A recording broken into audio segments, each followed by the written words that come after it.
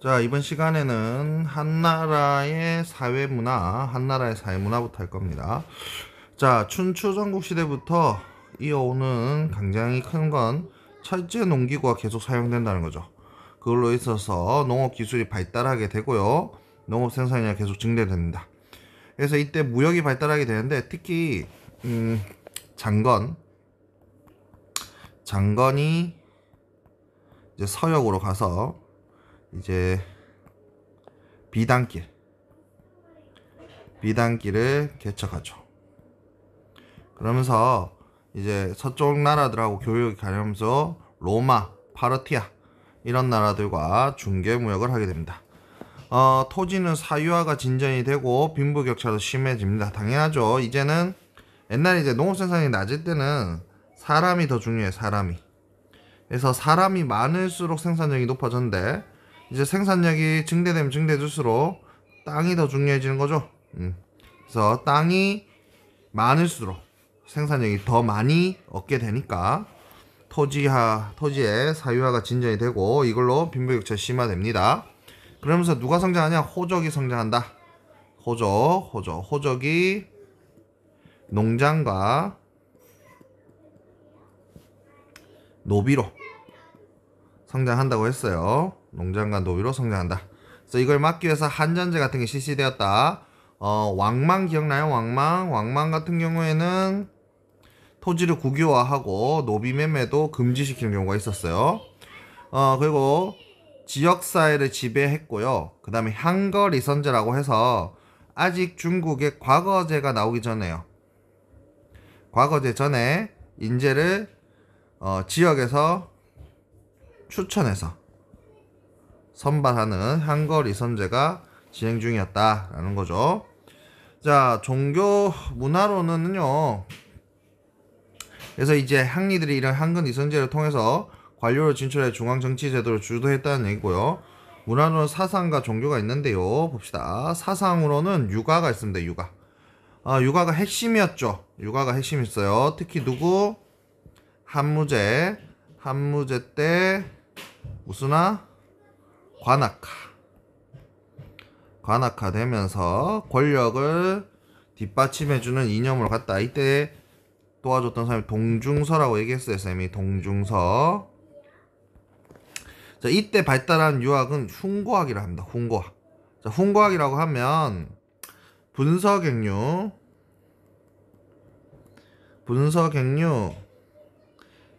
이전과 이후가 있는 거예요. 그러니까 분서객류 이후에 이제 한나라가 들어서고 이제 유구학을 국학으로 만들어야 되니까 이제 유학자들을 불렀죠. 불러서 야, 너희 기억하고 있는 오경의 내용을 얘기해봐라.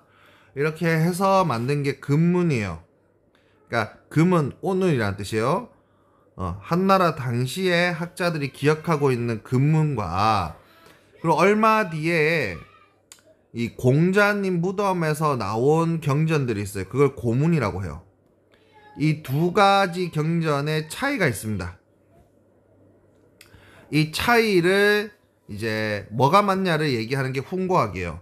그래서 경전 해석이라는 건 어느 것이 더 옳은 경전인가를 해석하는 거고 여기에 이제 주석을 추가해서 그 내용은 이러이러한 뜻이 있어 라는 주석을 이제 달기 시작하는 거죠. 그 다음 저번에 말했듯이 오경박사하고 태학 또 관학화되었다 라는 거고요. 불교는 인도에서 시작됐잖아요. 근데 이제 장건이 비단길을 개척하면서 그 길을 통해서 후한 초기에 들어오기 시작합니다. 자, 기타 신선사상이나 민간사상 같은 게 도교하고 결합이 돼서 태평도라든지 오두미도 같은 게 발전하기도 해요. 태평도는 황건적의 난 기억납니까? 황건적의 난에 어떤 영향을 주었고요. 오두미교는 이제 뭐 하여튼 5개 두만, 그러니까 쌀 5두만 내면 가입이 된다, 뭐 이런 내용이에요. 그러면서 이제 민간신화와 도가가 이제 연합해서 발전했습니다. 요게 후한말에 농민 반란에 영향을 주었다라고 되어 있죠. 사마천의 사기로 좀 가볼게요. 사마천의 사기는요, 이제 전설 시대부터 시작을 해서 한무제 때까지 역사를 다루고 있다. 중국의 역사서가 중국 역사서 전사라고 하는데 그러니까 인정된 역사라는 거예요. 인정된 역사의 시작이 사기라고 생각하면 돼요. 이제 요 뒤로부터 이제 호안서 뭐 한서부터 시작을 해서 쭉쭉쭉 나갑니다. 한서부터 시작을 해서 호안서, 삼국지 이렇게 쭉쭉쭉 정사를 정리하는 형태로 나가게 되는데요. 요 내용은 어떻게 되냐? 기전체 형식으로 되어 있다는 거예요. 사기는 기전체 형식으로 쓰여져 있어요.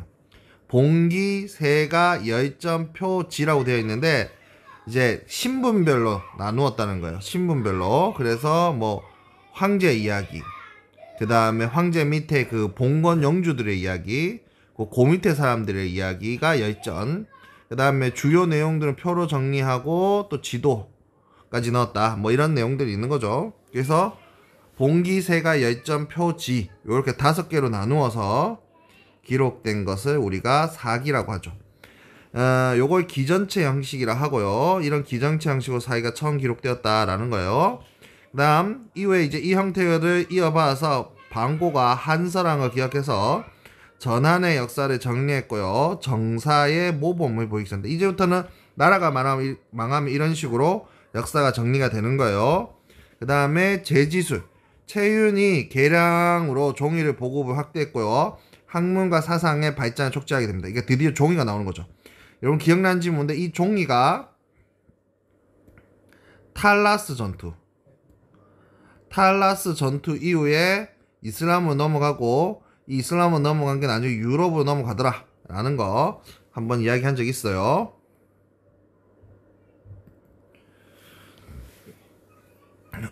여기 기전체 내용 조금만 다시 정리할게요. 이 봉기는 아까 얘기했다시피 황제의 내용을 정리한 거고, 세가는 그 봉건 영주들 제후들의 이야기고요.